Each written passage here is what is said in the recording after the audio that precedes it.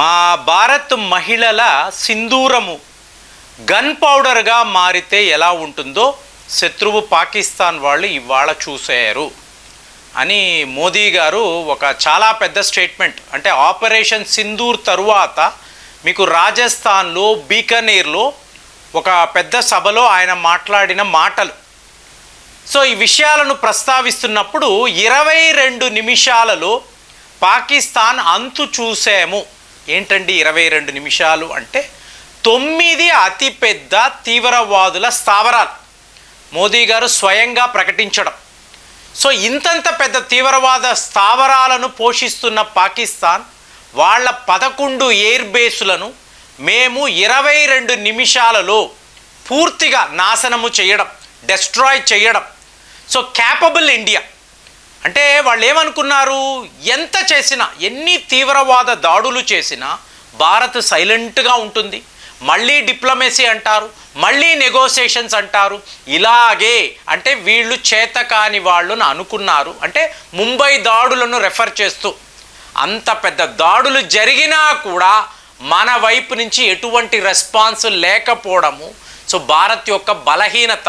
కానీ ఇవాళ మనము న్యూ ఇండియా గురించి మాట్లాడుతున్నాం. అంటే మీకు పహల్గాములో ఈ తీవ్రవాదులు 26 మంది పైన కాల్పులు జరిపారు. అంటే వీళ్ళు 26 మంది కాదండి, 140 కోట్ల మంది. ఇందులో మనము కొంతమంది దేశద్రోహులను మైనస్ చెయ్యాలి. సో చేస్తే ప్రతి ఒక్క భారతీయుడు, ప్రతి ఒక్క పౌరుడి మీద జరిగిన దాడులు. కాబట్టే యావత్ భారత్ పాకిస్తాన్ అంతు చూడాలి అని చెప్పి కలిసిగట్టుగా tri services, Indian army, navy, air force కలిసి పాకిస్తాన్పై విరుచుకుపడము ఇక్కడ ఒక అద్భుతము.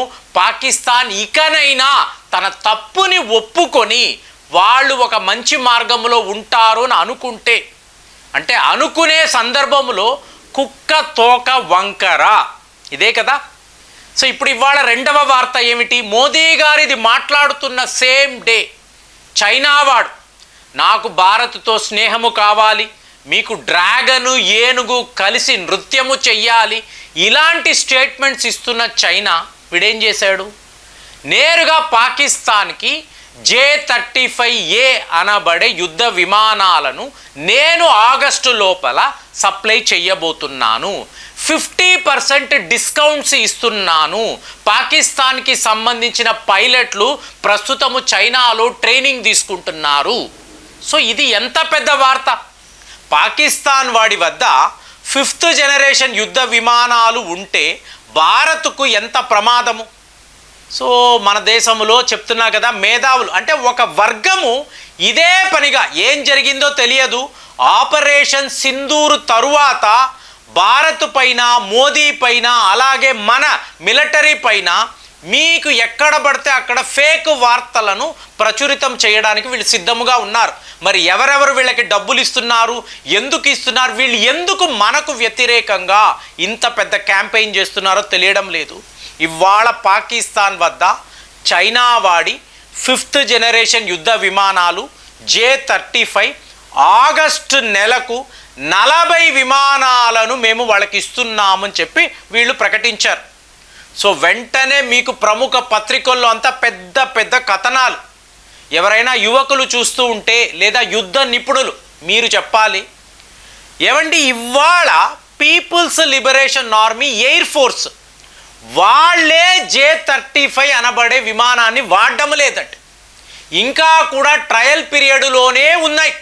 వాళ్ళు ఇంకా ఆపరేషనల్ డిప్లాయ్మెంట్ అంటారు చూసారా, చెయ్యనే లేదు.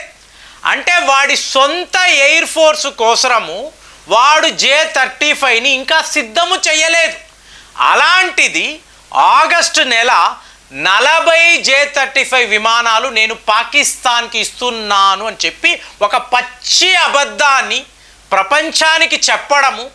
వెంటనే వెస్టర్న్ మీడియా అంతా కూడా కథనాల మీద కథనాలు, చైనా వాడి 5th జనరేషన్ స్టెల్త్ విమానం పాకిస్తాన్కి రాబోతుంది, 50% వాళ్ళు డిస్కౌంట్ ఇచ్చారు, సో భారత్ జాగ్రత్తగా ఉండాలి.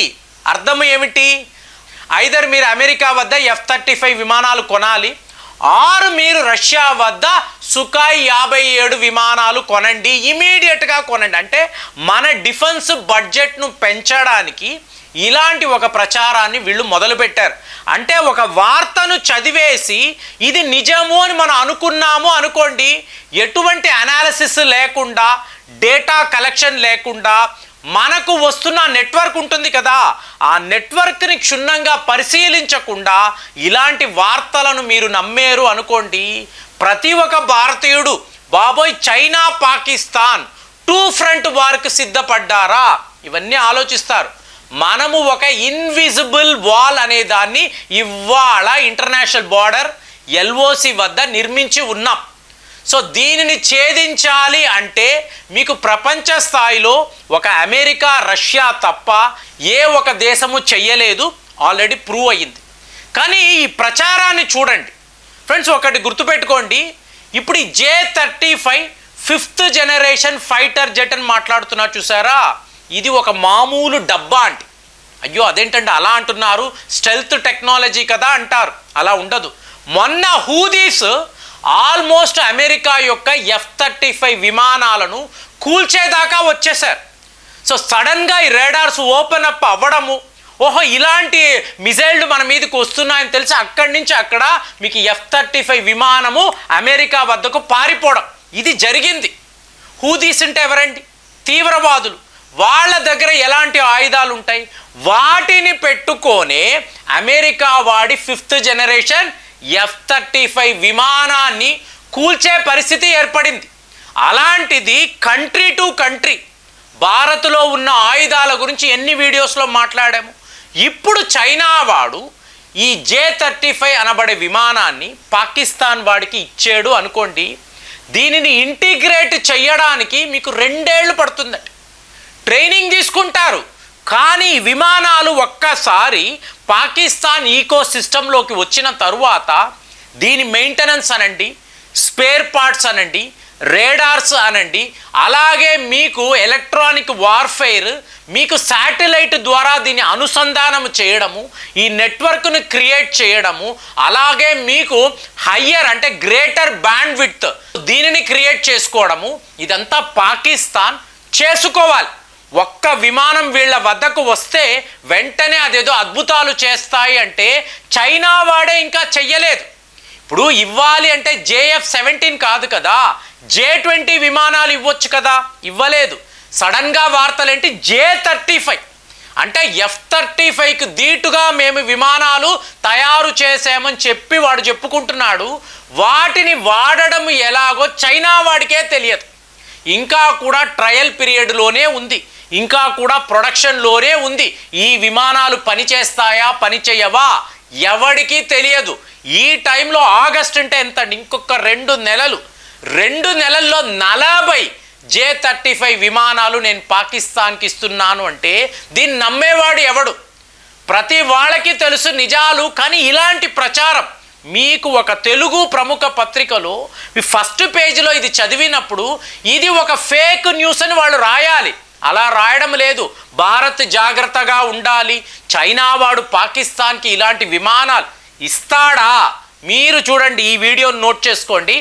ఆగస్టు నెల చైనా వాడు ఈ విమానాలను పాకిస్తాన్కి ఇస్తే వాళ్ళు ఫోటోలు పెట్టి ఎస్ మా వద్ద J-35 ఉంది అని వాళ్ళు చెప్తే అప్పుడు మనం మాట్లాడదాము. అలాంటిది ఏమీ లేదండి. ఎందుకంటే 2024 జనవరి నుంచి కూడా ఈ క్యాంపెయిన్ వీళ్ళు చేస్తున్నారు. ఇవాళ వరకు ఒక విమానము కూడా, అందుకే నేను పదే పదే చెప్తాను, మనము ఈ కామ్రా మిలిటరీ కాంప్లెక్స్ ఉంది చూసారా, అక్కడ JF-17 విమానాలు వీళ్ళు తయారు చేస్తున్నారు కదా, పూర్తిగా దాన్ని డెస్ట్రాయ్ చేసేయాల్సింది. పూర్తిగా ఒక విమానాన్ని కూడా మనం అక్కడ మిగల్చకుండా ఉండుంటే అప్పుడు చైనా వాడి అసలు బలం ఏంటి? ఇన్ని విమానాలు పోయాయి కదా, కోట్లు కోట్లు కోట్లు నష్టమయ్యింది కదా, పదా నేను భారత్ మీద యుద్ధము ప్రకటిస్తాను వాడు చెప్పి ఉంటే అప్పుడు మనం ఈ కథనాలను అంతా కూడా దాని క్రెడెన్షియల్స్ని నమ్మాలి. అంతవరకు ఇలాంటి ఫేక్ వార్తలను మీరు నమ్మకండి.